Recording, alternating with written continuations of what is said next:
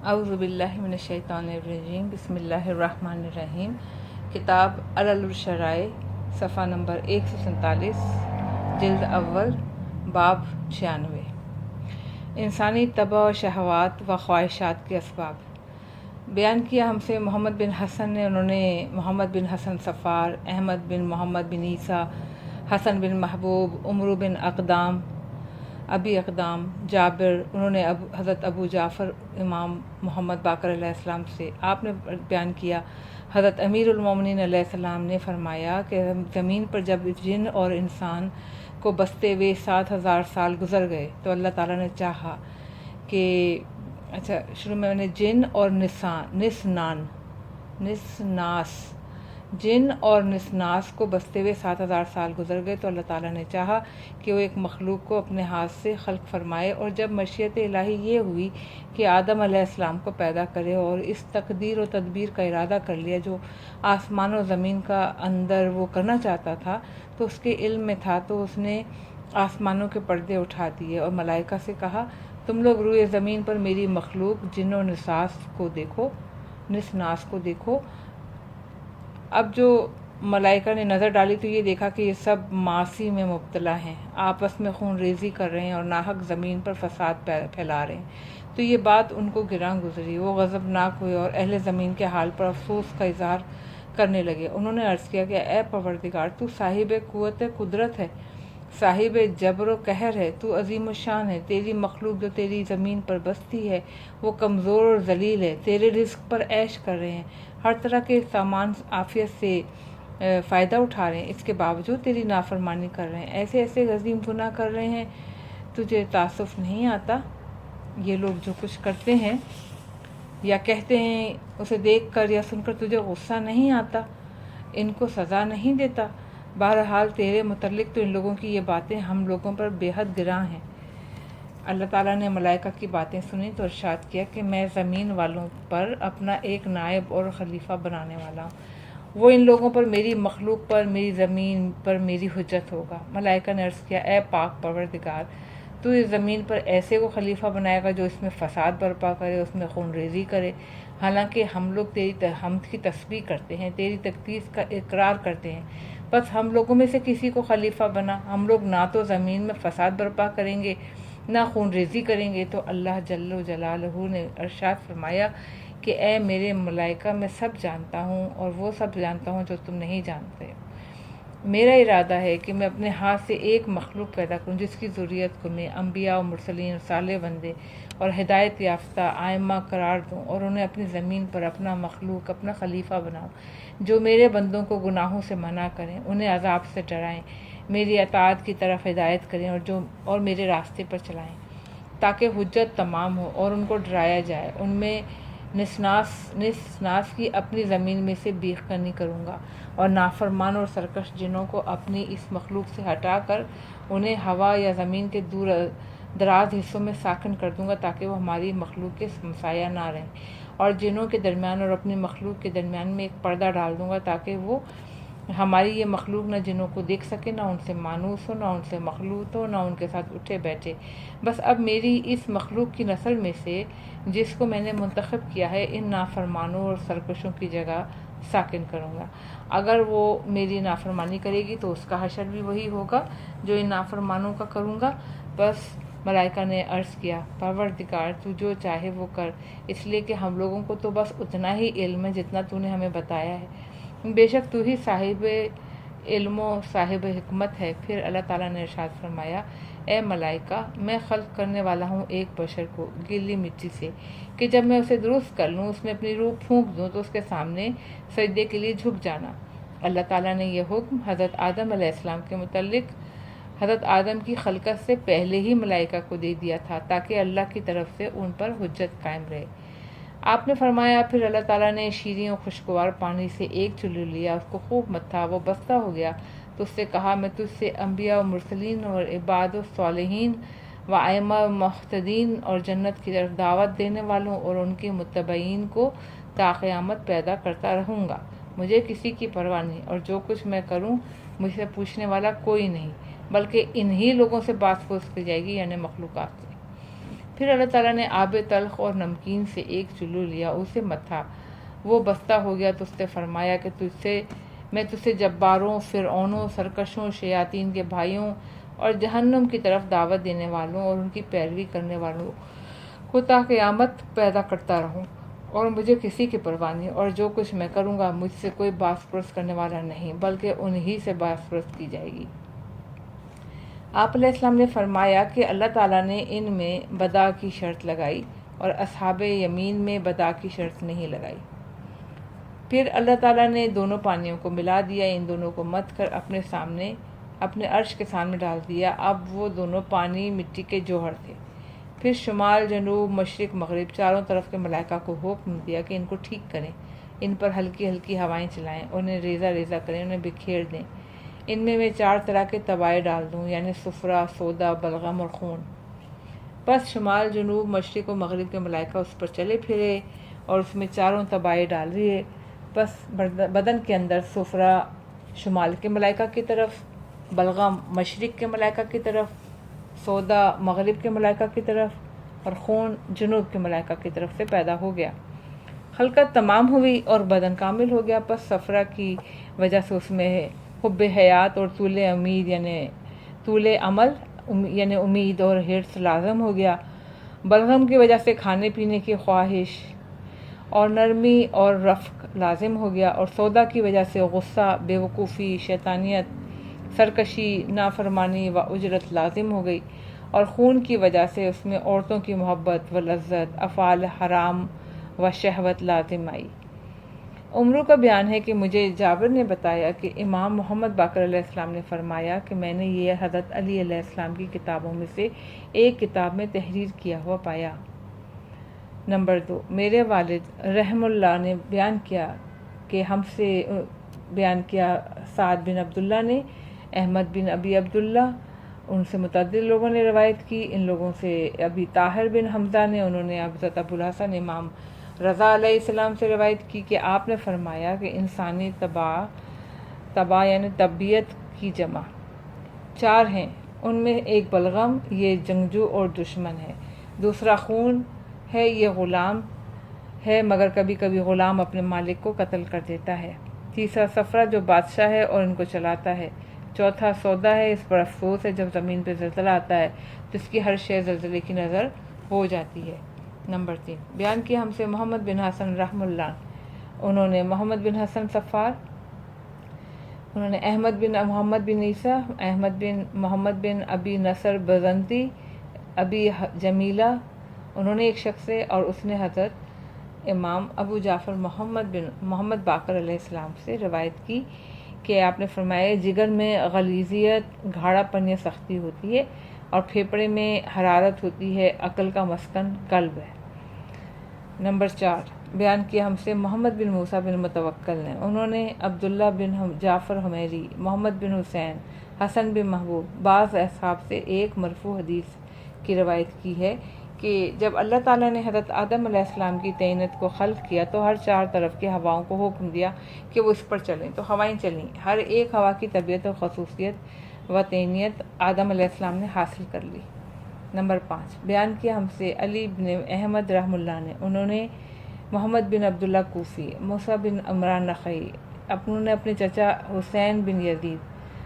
پھر انہوں نے اسماعیل بن ابی زیاد سکونی، انہوں نے کہا کہ حضرت امام جعفر صادق علیہ السلام نے ارشاد فرمایا ہے کہ انسان آنکھ کی وجہ سے کھانے اور پینے لگا، اور نور کی وجہ سے دیکھنے اور کام کرنے لگا، اور ہوا کی وجہ سے سونگنے اور سننے لگا،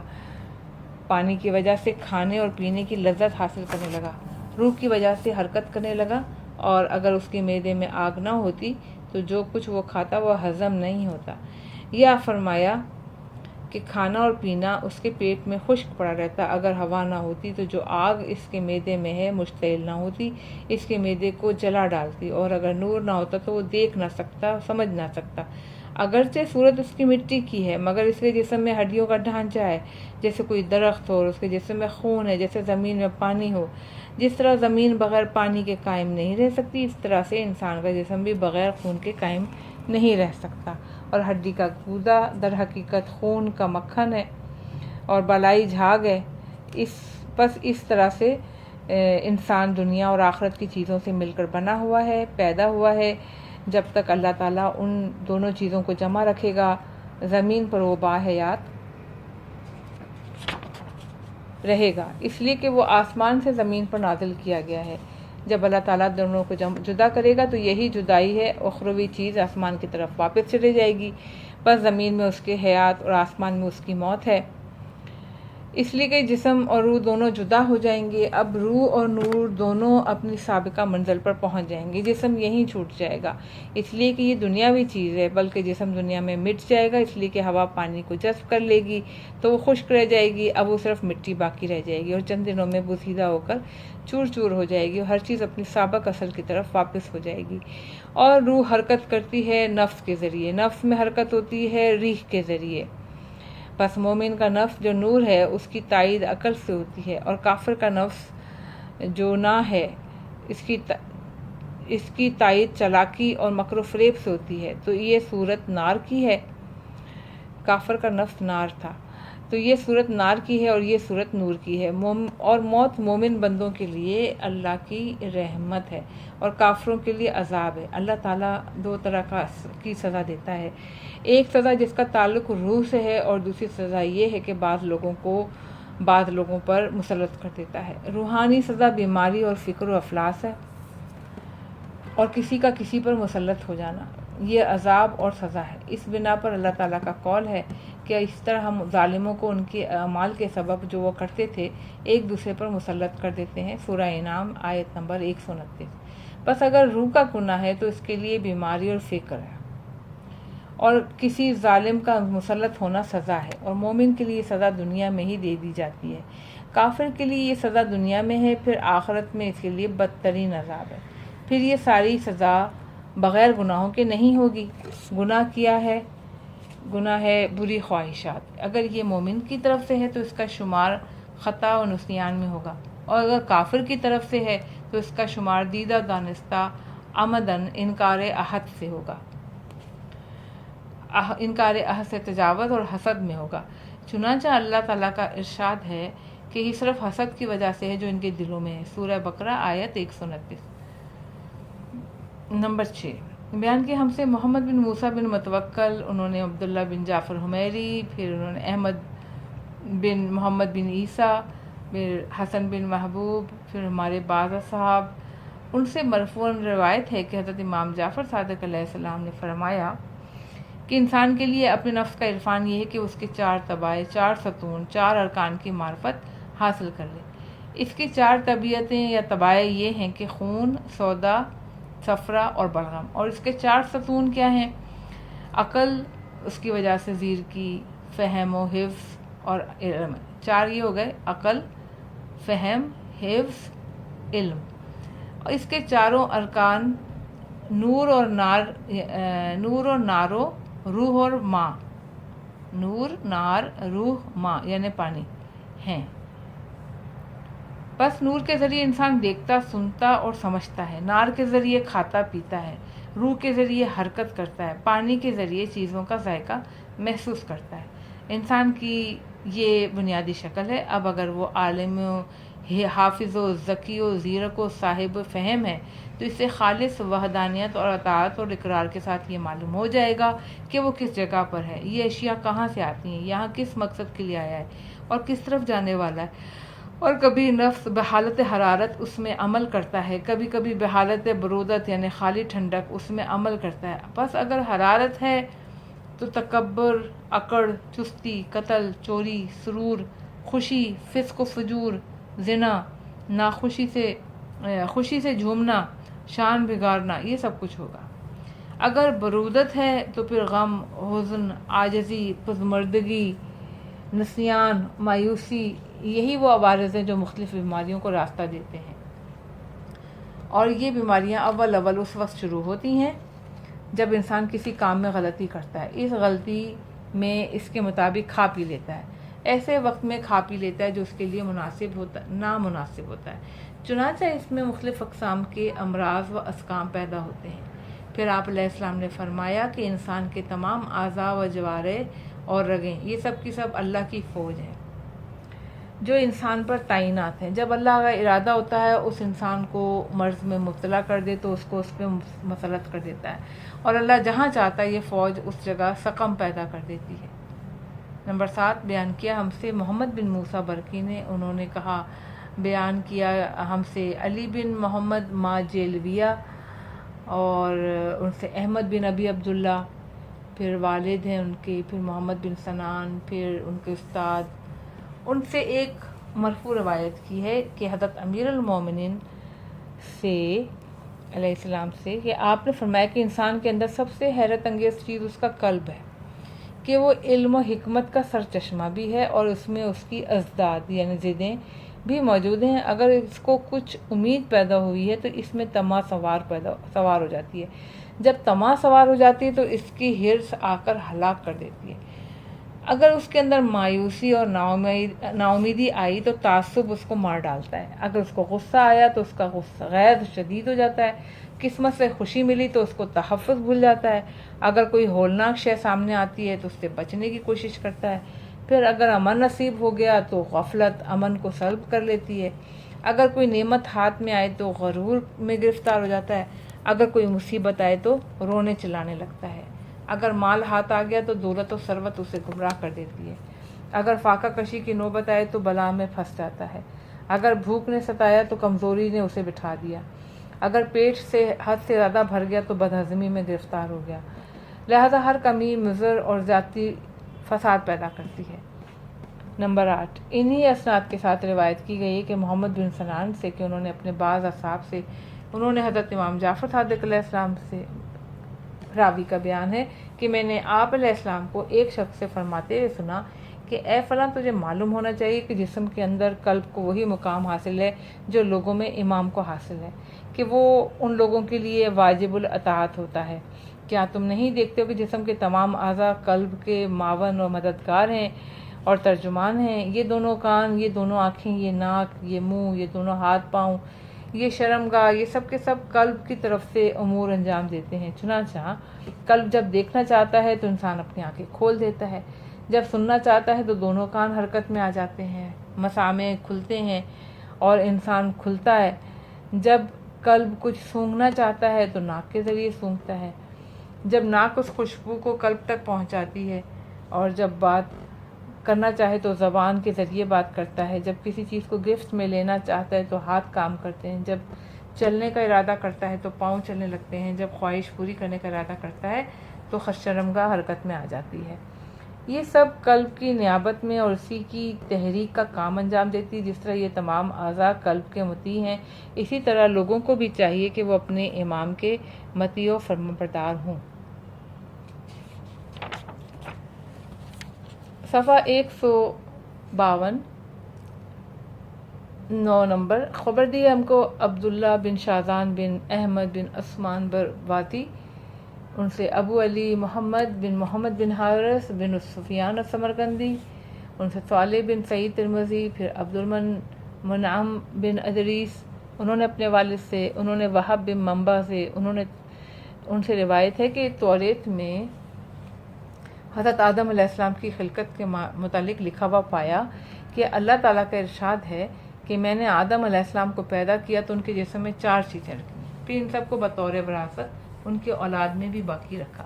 جو قیامت تک ان کے جسم کے ساتھ نشو و نما پاتی رہیں گی، اور وہ ہیں رطوبت، یبوست کا مطلب خشکی، حرارت، برودت مطلب ٹھنڈک.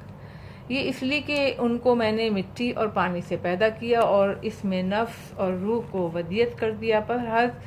پس ہر جسم میں خشکی مٹی کی وجہ سے آتی ہے اور رطوبت پانی کی وجہ سے، حرارت نفس کی وجہ سے، ٹھنڈک روح کی وجہ سے پیدا ہوئی. پھر جسم کی ابتدائی خلقت کے بعد میں نے اس جسم میں 4 چیزیں پیدا کیں اور میرے حکم سے جسم انہی 4 چیزوں پر قائم ہے اور بغیر ان کے قائم نہیں رہ سکتا. یہ چاروں اس کے بغیر قائم نہیں رہ سکتے. وہ سواد، صفرا، بلغم، خون ہے. ان 4 چیزوں کو ان 4 چیزوں میں رکھا، یعنی خشکی کو سودا میں رکھا، تو رطوبت کو صفرا میں رکھا، حرارت کو خون میں رکھا، ٹھنڈک کو بلغم میں رکھا. بس جس جسم میں یہ چاروں چیزیں اعتدال پر رہیں گی، ان میں سے کوئی چیز کم یا زیادہ نہیں ہوگی تو اس کی صحت کامل رہے گی. ان میں سے ایک چیز بھی زیادہ ہو گئی تو وہ اور تینوں کو مغلوب کر دے گی، اور جسم میں جس قدر زیادہ ہوگی اس کی وجہ سے سقم پیدا ہو جائے گا، اگر کم ہوگی تو اس پر دیگر چیزوں کا دباؤ پڑ جائے گا اور وہ کمزور پڑ جائے گی اور مشکل سے اس قابل رہے گی کہ ان تینوں کا ساتھ دے سکے۔ اور اللہ تعالیٰ نے انسان کو عقل کو اس کے دماغ میں رکھا، اس کی مسرت کو اس کے طینت میں، اس کے غصے کو اس کے جگر میں، اس کے ارادے کو اس کے قلب میں، اس کی رغبت کو اس کے پھیپڑے میں، اس کی ہنسی کو اس کے طحال میں، اس کی فرحت کو اس کے سینے میں، اس کے کرب کو اس کے چہرے میں رکھ دیا۔ وہب کا قول ہے کہ بس وہ طبیب جو مرض اور دوا دونوں سے واقف ہے، یہ بھی جانتا ہے کہ مرض کیسے لاحق ہوتا ہے اور چاروں اخلاق میں کس خلط کی زیادتی یا کمی کی وجہ سے ہے، وہ اس جگہ کو بھی جانتا ہے جس سے اس کا علاج ممکن ہے، جس خلط میں کمی ہے اس کو کیسے زیادہ کیا جا سکتا ہے، جس خلط میں زیادتی ہے اس میں کمی کس طرح کی جا سکتی ہے تاکہ جسم اعتدال پر آ جائے، اور وہ خلط جس میں کمی یا زیادتی ہوتی ہے وہ دوسرے اخلاق سے اپنا توازن کیسے قائم رکھے۔ پھر یہی اخلاق جس سے یہ مرتب ہے، انہی پر بنی آدم کے اخلاق کی داغبل پڑی، ان سے انسان کے اندر اوصاف پیدا ہوتے ہیں۔ بس مٹی سے عزم، پانی سے نرمی، حرارت سے حدت اور برودت سے جھکاؤ پیدا ہوتا ہے۔ بس اگر یہ یبوست یعنی خشکی آ گئی تو قوت و سختی پیدا ہوگی، اگر رطوبت کی طرف مائل ہیں تو نرمی اور کمزوری، اگر مائل بے حرارت ہیں تو اس کی حدت اوچھاپن و صفاحت یعنی بے وقوفی بنے گی، اگر مائل بے برودت ہیں تو اس کا جھکاؤ شک اور کن ذہنی کی طرف ہوگا۔ اگر اس کے اخلاق معتدل اور مساوی ہوں گے تو اس کی فطرت میں استقامت ہوگی، تو اس کام میں قطعیت، عزم میں نمی، تیزی اور حدت میں متانت ہوگی۔ اس کے اخلاق میں کوئی خلق اس پر غالب نہ آئے گا، اور وہ جس خلق کو جب چاہے گا مستقل رکھے گا، جسے چاہے گا بدل دے گا، اور وہ ہر خلق کے متعلق یہ بھی جانتا ہوگا کہ جب وہ اس پر غالب ہو تو کس شے پر مخلوط کر دے تاکہ وہ درست ہو جائے، اور ہر خلق کو جیسا معتدل ہونا چاہیے وہ ہو جائے۔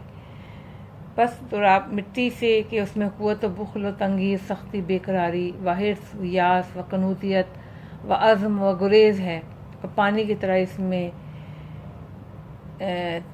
طرف اس میں کرم، نیکوکاری و کشادگی، سہولت، توسل و قرب و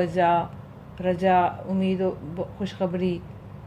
ہے۔ بس جب کسی صاحب عقل کو یہ خوف ہو کہ تراب کے اخلاق اس پر غالب آ رہے ہیں اور وہ اس پر مائل ہو جائے گا، تو اسے چاہیے کہ مٹی کے ہر خلق کے ساتھ پانی کے مخالف خلق کو ملا دے، قوت سختی میں نرمی کو ملا دے، تنگی میں کشادگی کو ملا دے، بخل میں عطا کو، سخت دلی میں کرم کو، تنگ دلی میں توسل کو، حرص میں سخاوت کو، یاس میں رجا کو، قنوطیت میں پر امیدی کو، عزم میں قبول کو، گریز میں تقرب کو مخلوط کر دے۔ پھر نفس کی طرف سے اس میں حدت یعنی گرم مزاجی، خفت، لہو لعب، ضحک یعنی ہنسی، صفاحت، دھوکہ، سختی اور خوف پیدا ہوتا ہے۔ روح کی طرف سے اس میں حلم و وقار و عفت و حیا و سمجھ و فہم و کرم و صدق و مہربانی اور بڑائی پیدا ہوتی ہے۔ اگر کوئی صاحب عقل یہ محسوس کرے کہ نفس کے اخلاق اس پر چھا رہے ہیں تو اس کو چاہیے کہ نفس کے ہر خلق کے ساتھ روح کے کسی خلق کو مخلوط کر دے جو کہ اس کو معتدل بنا دے، یعنی حدت کے ساتھ حلم کو اور خفت کے ساتھ وقار کو، شہوت کے ساتھ عفت کو، لہو لعب کے ساتھ حیا کو، ضحک کے ساتھ فہم کو، صفاحت یعنی بے وقوفی کے ساتھ کرم کو، خدا یعنی دھوکہ اس کے ساتھ صدق کو، سختی کے ساتھ مہربانی کو، خوف کے ساتھ صبر کو مخلوط کر دے۔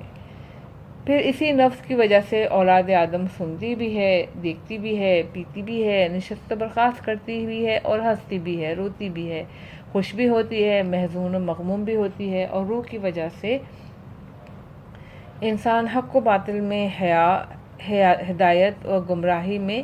صحیح و غلط میں امتیاز کرتا ہے۔ اسی کی وجہ سے انسان پڑھاتا بھی ہے اور پڑھتا بھی ہے، فیصلہ بھی کرتا ہے، عدل بھی کرتا ہے، حیا کرتا ہے، مکرم کرتا ہے، تفقع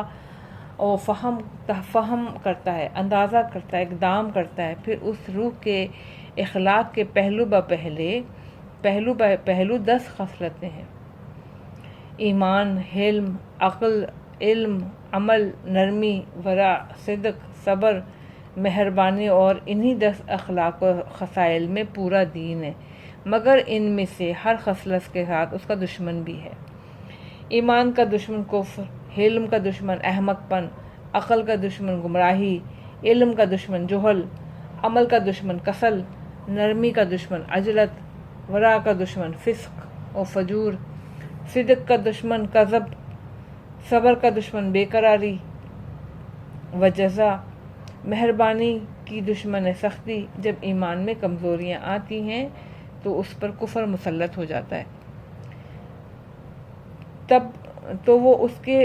اور ہر اس شے کے درمیان حائل ہو جاتا ہے جس سے منفعت کی امید ہو۔ جب ایمان مضبوط ہوتا ہے تو اس کی نگاہ میں کفر کمزور اور بے جان نظر آتا ہے، اور جب حلم کمزور ہو جاتا ہے تو حماقت ابھر کے اسے گھیر لیتی ہے اور اسے شرف و بزرگی کے بدلے حقارت کا لباس پہنا دیتی ہے، اور جب حلم قائم و مضبوط ہوتا ہے تو حماقت برہنہ ہو کر اس کے سامنے آ جاتی ہے اور قابل مذمت ہوتی ہے۔ جب نرمی قائم رہتی ہے تو وہ خفت و عجلت سے بالاتر ہو جاتا ہے، حسد کو چھوڑ دیتا ہے، وقار پیدا ہو جاتا ہے، پاک دامنی ظاہر ہوتی ہے، سکون نظر آتا ہے، اور جب وہ ورع و تقوی کمزور پڑتا ہے تو اس پر فسق و فجور مسلط ہو جاتا ہے اور گناہ سرزد ہوتا ہے، سرکشی ظاہر ہوتی ہے، ظلم کی کثرت ہوتی ہے، حماقت کا نزول ہوتا ہے، باطل پر عمل ہوتا ہے، اور جب صدق کمزور ہوتا ہے تو کذب کی زیادتی ہوتی ہے، افطرا و بہتان ہر جگہ صاف نظر آتا ہے۔ مگر جب صدق موجود ہوتا ہے تو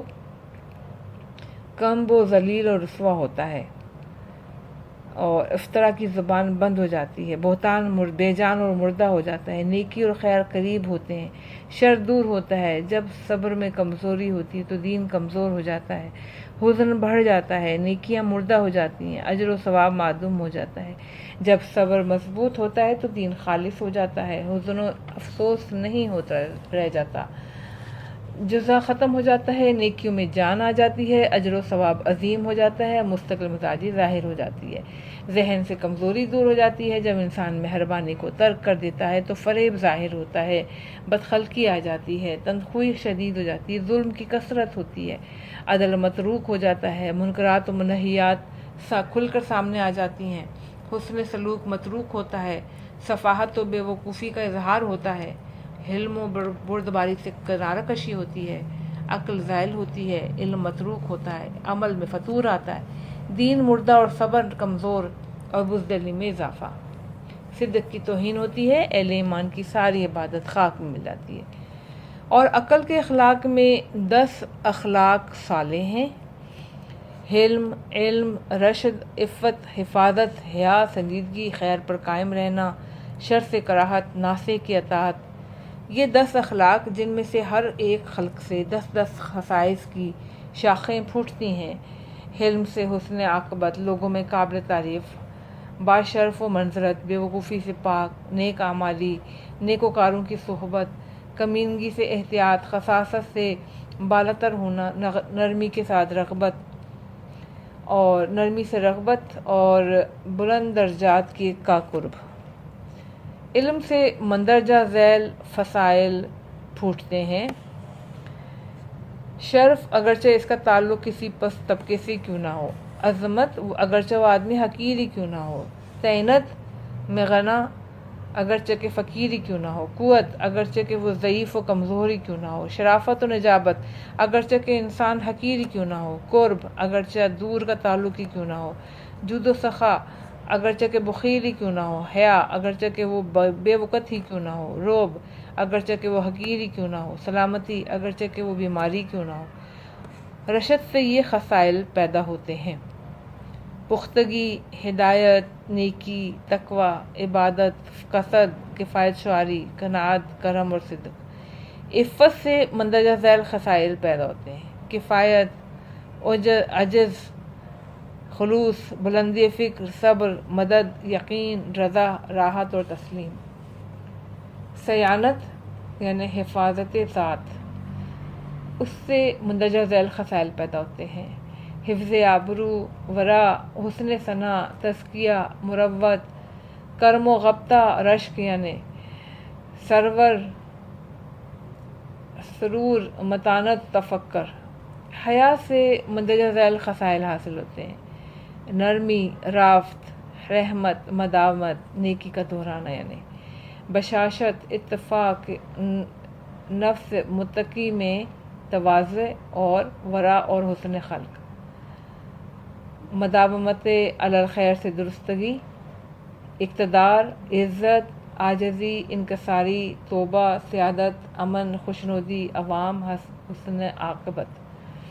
امانت داری سے کراہت، شر سے ترک خیانت، برائیوں سے اجتناب، پاک دامنی، صدق، تواضع، اوپر والے سے فروتنی، ماتحت کے ساتھ انصاف، پڑوسیوں سے اچھا سلوک اور برے ساتھیوں سے پرہیز۔ اطاعت ناصح سے زیادتی، عقل، کمال سمجھداری، لوگوں میں قابل تعریف، ملامت خلق سے بچاؤ، لڑائی جھگڑے سے دوری، اصلاح احوال، جو ہو رہا ہے اس پر نگاہ، مستقبل کی تیاری، دستور پر قائم رہنا اور ہدایت پر مسلسل قیام۔ پس یہ مرد عاقل کے لیے 100 خصائل ہیں۔ نمبر 10 بیان کیا ہم سے محمد بن حسن بن احمد بن ولید رحمہ اللہ نے۔ انہوں نے محمد حسن صفار، پھر محمد بن ابی عبداللہ برقی، علی بن حدید، سما بن مہران۔ ان کا بیان ہے کہ ایک مرتبہ حضرت امام جعفر صادق علیہ السلام کی خدمت میں حاضر ہوا۔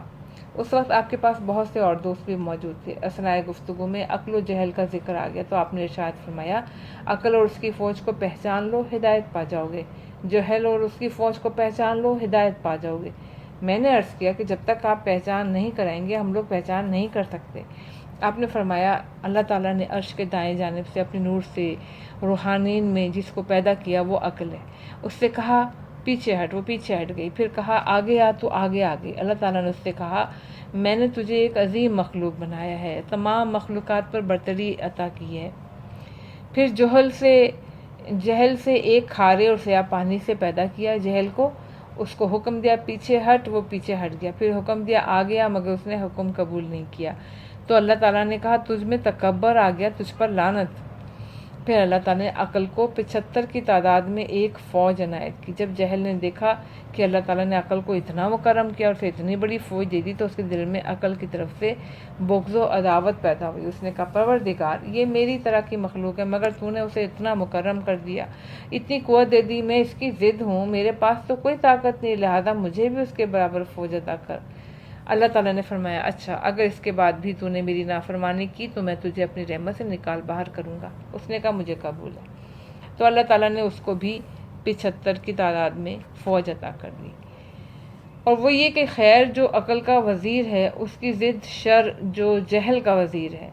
ایمان اور اس کی ضد کفر ہے، تصدیق اور اس کی ضد انکار، رجا اس کی ضد مایوسی اور قنوط ہے، عدل اور اس کی ضد جور و ظلم ہے، رضا اور اس کی ضد ناراضگی، شکر اس کی ضد کفران نعمت، طمع اور اس کی ضد یاس، توکل اور اس کی ضد حرص ہے، دانائی اس کی ضد نادانی، فہم اس کی ضد حماقت، عفت اس کی ضد حد تک عزت، زہد اس کی ضد رغبت، رفق یعنی مہربانی اس کی ضد خرق یعنی سختی، خوف اس کی ضد جرأت ہے، تواضع اس کی ضد تکبر، تودد یعنی سخت ہونا اس کی ضد تسرع یعنی سبقت کرنا ہے، حلم اس کی ضد بے وقوفی ہے، خاموشی اس کی ضد بیہودہ گوئی، تابعداری ضد تکبر ہے، تسلیم کی ضد سرکشی، عفو کی ضد دشمنی اور کینہ ہے، رحمت اس کی ضد سنگدلی ہے، یقین کی شک ہے، صبر اور اس کی ضد بے قراری ہے، معافی کی ضد انتقام، غنا کی ضد فقر ہے، تذکر کی ضد سہو ہے، حفظ یاد کرنا یعنی اس کی ضد نسیان بھول جانا ہے، مائل ہونا اس کی ضد تعلق ختم کرنا ہے، قناعت کی ضد حرص ہے، مواسات برابر کرنا یعنی اس کی ضد منع یعنی محروم کرنا ہے۔ مودت کی ضد عداوت، وفا کی غداری ہے۔ اطاعت کی ضد معصیت ہے۔ خضوع اور اس کی ضد فخر و تکبر ہے۔ سلامتی کی ضد بلا ہے۔ حب کی ضد بغض، صدق کی کذب، حق کی باطل، امانت کی ضد خیانت، اخلاص کی ضد شرک، شہامت بہادری یعنی کی ضد بزدلی، تیز ذہنی اور اس کی ضد کندہ ذہنی، معرفت کی انکار، مدارات یعنی نرمی برتنا کی ضد دشمنی کا اظہار کرنا، مسلمات غیب اور کی ضد مسلمات ظاہر، کتمان یعنی چھپانا، اس کی ضد افشا کرنا یعنی ظاہر کرنا، دعا اور اس کی ضد ضائع کرنا، صوم کی ضد افطار، جہاد کی ضد پسپائی بزدلی، حج کی ضد میثاق شکنی، رازداری کی ضد چغل خوری، والدین کے ساتھ نیک سلوک اور اس کی ضد نافرمانی، حقیقت کی ریاکاری، معروف کی ضد منکر ہے، ستراس کی ضد تبرج یعنی دکھانا ہے، تقیہ کی ضد اعلان، انصاف کی ضد حمیت، نظافت یعنی پاکیزگی کی ضد پلیدگی، حیا اور اس کی ضد بے حیائی، کسد میں میانہ روی، اس کی ضد ظلم ہے، راحت کی ضد تعاب ہے، عین بھی، سہولت کی ضد صعوبت، برکت کی ضد نحوست، عافیت کی ضد بلا، اعتدال کی ضد کثرت، بردباری کی ضد جلد بازی، وقار کی ضد خفت، سعادت کی ضد شقاوت، توبہ کی ضد اصرار، استغفار یعنی گناہ کی بخشش طلب کرنا کی ضد اخترار، باطل کی طرف رغبت دلانا یعنی، محافظت کی ضد تہاون یعنی حقیر جاننا، دعا کی ضد تکبر، نشاط کی کسل ہے، فرح کی حزن ہے، الفت کی فرقت ہے، سخاوت کی ضد بخل ہے۔ الغرض یہ تمام خصلتیں جو عقل کی فوج ہیں وہ سوائے نبی یا وسیع نبی یا وہ کہ جس کا ایمان کا اللہ تعالیٰ نے امتحان لے لیا اور کسی میں پوری کی پوری جمع ہو ہی نہیں سکتی، اور باقی رہ گئے ہمارے دوست دار، تو ان میں سے کوئی ایک بھی ایسا نہیں جو ان خصائل میں سے بالکل خالی ہوں۔ ہر ایک کے اندر اس میں سے چند خصائل ہیں جس کے ذریعے وہ جہل کی فوج سے اپنا دفاع کرتا ہے، اور وہ اس وقت انبیاء و اوصیاء علیہ السلام کے ساتھ اعلیٰ ترین درجات میں ہوگا۔ غرض حق کا ادراک اسی وقت ممکن ہے جب انسان کو عقل اور اس کی فوج اور جہل اور اس کی فوج کی معرفت حاصل ہو۔ اللہ ہم لوگوں کو اور تم لوگوں کو اپنی اطاعت اور اپنی رضا کے لیے محفوظ رکھے۔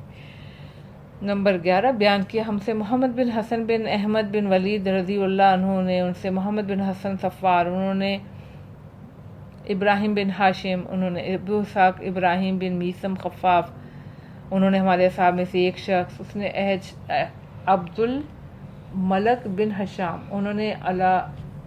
اشعری، انہوں نے مرفوع روایت کی کہ رسول اکرم صلی اللہ علیہ وسلم نے ارشاد فرمایا کہ صاحب عقل کی مانند کسی نے اللہ کی عبادت نہیں کی، اور اللہ کی عقل اس وقت کامل و تام سمجھی جائے گی جس میں یہ 10 صفات ہوں۔ نمبر 1 لوگوں سے بھلائی کی امید رکھتے ہوں۔ نمبر 2 لوگ اس کے شر سے خود کو مامون و محفوظ سمجھتے ہوں۔ نمبر 3 اس کی طرف سے مستقلاً خیر کثیر ہو، اس کے مقابلے میں دوسروں کی طرف سے بہت کم خیر ہو۔ نمبر 5 جو لوگ اپنی حاجت طلب کرنے کے لیے اس کے پاس آئیں ان سے کڑھن نہ محسوس کرتا ہو۔ نمبر 6 مرتے دم تک طلب علم سے نہ تھکے۔ نمبر 7 اس کے نزدیک غنا کے مقابلے میں فقر۔ نمبر 8 عزت کے مقابلے میں ذلت زیادہ پسندیدہ ہو، دنیا میں اس کا حصہ صرف قوت یعنی کھانے اور زندگی بسر کرنے پر ہو۔ نمبر 10 معاشرے میں اس انداز سے رہے کہ جو بھی اسے دیکھے وہ یہ کہے کہ یہ مجھ سے زیادہ بہتر اور مجھ سے زیادہ پرہیزگار ہے۔ دنیا میں اسے 2 طرح کے شخص ملیں گے، کچھ ایسے ہوں گے جو اس سے بہتر ہوں گے، کچھ ایسے ہوں گے جو اس سے برے ہوں گے۔ بس جب وہ اپنے سے بہتر اور متقی لوگوں سے ملے تو ان سے تواضع سے پیش آئے، اس جیسا بنے، ان سے ملحق ہو جائے۔ جب اس اپنے سے برے شخص سے ملے تو یہ سمجھے کہ شاید اس کا باطن اچھا ہو اور صرف بظاہر خراب ہو، یا یہ کہ شاید اس کا خاتمہ خیر پر ہو۔ جب وہ ایسا کرے گا تو اس کی بڑائی میں اضافہ ہوگا اور اپنے اہل زمانے کا سردار بن جائے گا۔ نمبر 12 بیان کیا ہم سے موسیٰ بن متوکل نے، ان سے علی بن الحسین سعد آبادی، احمد بن ابی عبداللہ برقی، انہوں نے اپنے والد، انہوں نے ابی نحشل انہوں نے محمد بن اسماعیل، انہوں نے اپنے والد، انہوں نے ابی حمزہ سے، ان کا بیان ہے کہ میں نے حضرت امام محمد باقر علیہ السلام کو فرماتے ہوئے سنا کہ آپ نے فرمایا کہ اللہ نے ہم لوگوں کو طینت اعلیٰ علیین سے پیدا کیا اور ہمارے شیعوں کے دلوں کو بھی اسی طینت سے پیدا کیا جس سے ہم لوگ، اور ان کے ابدان کو اس سے پست طینت سے پیدا کیا. پس اسی بنا پر لوگوں کے دل ہم لوگوں کے طرف مڑتے ہیں، اس لیے کہ ان کے دل اسی طینت سے بنے ہوئے جس سے ہم لوگ بنے. پھر آپ نے اس آیت کی تلاوت فرمائی، یہ ہرگز نہیں مانیں گے، یقیناً نیکیوں کا نوشتہ علیین میں ہوگا، اور تجھے کس نے بتایا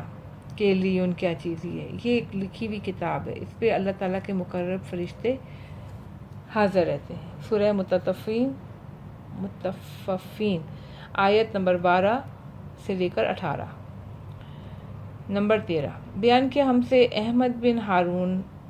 ان سے محمد بن عبداللہ حمیری، ان سے اپنے والد،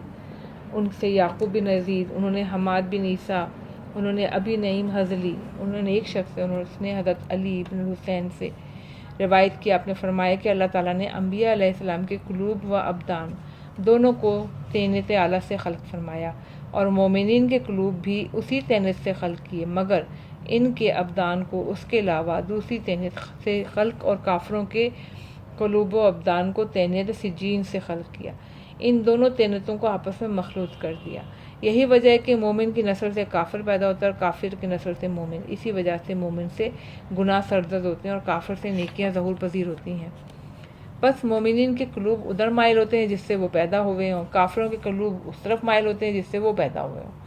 بیان کیا نمبر 14 بیان کیا ہم سے علی بن محمد، انہوں نے بیان کیا ہم سے محمد بن ابی عبداللہ کوفی، محمد بن اسماعیل مرفوع، اس روایت کو مرفوع کیا محمد بن سنان کی طرف سے. انہوں نے زید شہام، انہوں نے حضرت امام جعفر صادق علیہ السلام سے کہ آپ نے فرمایا کہ اللہ تعالیٰ نے ہم لوگوں کو اس نور سے پیدا کیا ہے جسے اس نے طینت اعلیٰ علیین میں ودیعت کیا ہوا تھا، اور ہمارے شیعوں کے قلوب کو اس طینت سے خلق کیا جس سے ہمارے ابدان خلق ہوئے ہیں، اور ان کے ابدان کو اس طینت سے پیدا کیا جو طینت اعلیٰ علیین سے پس درجے کی تھی. اور یہی وجہ ہے کہ ان کے قلوب ہم لوگوں کی طرف مائل ہیں، کیونکہ وہ اسی طینت سے خلق ہوئے ہیں جس سے ہمارے ابدان خلق ہوئے ہیں. پھر آپ نے اس آیت کی تلاوت فرمائی کہ اللہ تعالیٰ نے ہمارے دشمنوں کے قلوب کو طینت سجین سے پیدا کیا، اور ان کے ابدان کو بھی اس سے بھی پست طینت سے پیدا کیا، اور ہمارے دشمنوں کے ماننے والوں کے قلوب کو اس طینت سے خلق کیا جس سے ہمارے دشمنوں کے ابدان خلق ہوئے ہیں. اسی بنا پر ان کے قلوب ان کی طرف مائل ہوتے ہیں. پھر آپ نے اس آیت کی تلاوت فرمائی کہ یعنی بدکار کتاب سجین میں ہیں، اور تجھے کیا پتہ سجین کیا ہے؟ یہ ایک لکھی ہوئی کتاب ہے، اس دن جھٹلانے والوں کے لیے خرابی ہے. سورہ مطففین آیت 7 تا 10. نمبر 15 بیان کیا ہم سے میرے والد رضی اللہ تعالیٰ عنہ نے، انہوں نے بیان کیا ہم سے سعد بن عبداللہ، احمد بن محمد بن عیسیٰ، انہوں نے یحییٰ واسطی انہوں نے حضرت امام جعفر صادق علیہ السلام سے فرمایا، انہوں نے اس روایت کو بتایا کہ یہ امام جعفر صادق علیہ السلام نے فرمایا کہ اللہ تعالیٰ نے ہم لوگوں کو طینت علیین سے پیدا کیا ہے، اور ہماری روحوں کو اس سے بھی اعلیٰ طینت سے خلق کیا. ہمارے شیعوں کی روحوں کو طینت علیین سے پیدا کیا، اور ان کے اجسام کو اس سے پس طینت سے پیدا کیا. تو یہ ہے ہمارے اور ہمارے شیعوں کے درمیان قرابت، اور اس بنا پر ان کے قلوب ہم لوگوں کی طرف مائل ہوتے ہیں. نمبر 16 بیان کیا ہم سے محمد بن حسن بن احمد بن ولید رضی اللہ تعالیٰ عنہ، ان سے محمد بن حسن بن صفار، پھر احمد بن محمد، انہوں نے اپنے والد، انہوں نے ابن ارزمی، انہوں نے اپنے والد، انہوں نے جابر جعفی سے، اور انہوں نے حضرت امام محمد باقر علیہ السلام سے روایت کی. آپ نے فرمایا کہ اگر تم معلوم کرنا چاہتے ہو کہ تمہارے اندر کچھ خیر و برائی ہے تو اپنے قلب پہ نظر کرو. اگر وہ اللہ تعالیٰ کی اطاعت کرنے والوں سے محبت کرتا ہے اور اللہ کی معصیت کرنے والوں سے بغض و نفرت کرتا ہے تو سمجھ لو تم میں خیر و بھلائی ہے، اللہ بھی تم سے محبت کرتا ہے. اگر وہ اللہ کی اطاعت کرنے والوں سے بغض رکھتا ہے، اللہ کی معصیت کرنے والوں سے محبت رکھتا ہے، تو سمجھ لو کہ تم میں ذرا بھی خیر و بھلائی نہیں ہے اور اللہ بھی تم سے نفرت کرتا ہے۔ آدمی اسی کے ساتھ محشور ہوگا جس سے وہ محبت کرتا ہے۔